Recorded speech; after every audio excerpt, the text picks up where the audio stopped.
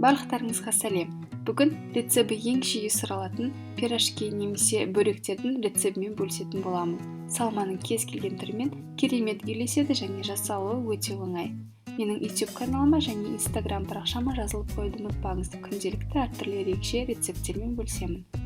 Ең алдымен електен өткізілген ұнға өсімдік майын құйып, қолмен ұнтақтаймын. Бұл біздің бөректеріміздің қамыры үгітілмелі болу үшін қажет. Ұн мен сұйық майды бір-бірімен толық араласқанша, біркелкі ұнтақ болғанша қолмен еземін.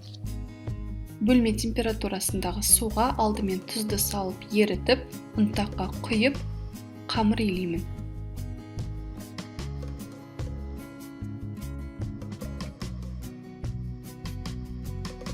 Қамырдың консистенциясы пластилин сияқты қолға мүлдем жабыспайды және де онымен жұмыс істеу өте ыңғайлы. Дайын болған қамырдың бетін пищевая пленкамен жауып, 15 минутқа қалдырамын. Енді жанынан өзіме керек мөлшерде алып, алақандарымен домалақтаймын.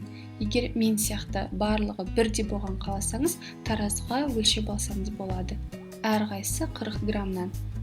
Жаймастан бұрын осылай бір-екі рет түйіп алуға кеңес берем, сонда формасын келтіру оңайырақ болады. Немесе барлығын осылай түйіп дайындап, біртіндеп жая бересіз. Мүмкіндігінше 4 бұрышты етіп жаямын. Ешқандай ұн қолданбаймын, себебі қолға мүлдем жабыспайды және де бұл қамырмен жұмыс істеу өте оңай. Барлық начинкамен керемет үйлеседі. Бұл бөрек әдетте капустамен жасаймын, сүзбемен жасаймын, немесе тек қана сырмен, ал бүгін менде картошка. Екі жағын осылай бүктеп, қолмен кішкене қысыңқырап ораймын. Пергамент төселген противенге орналастырамын. Беті әдемі қызарсын деп жұмыртқаның сарысына кішкене сүтті құйып араластырып жағып шықтым, және де кунжут септім. Алдын ала қызып тұрған духовкаға 40-45 минутқа жібердім. Бірақ бетінің жақсылап қызарғанын бақылаңыздар, осымен дайын. Бұдан былай сіздің отбасыңызда ең жиі жасалатын пирожки болатынына сенімдімін. Каналыма қолдау көрсету үшін міндетті түрде лайк басып, комментарий қалдырыңыз.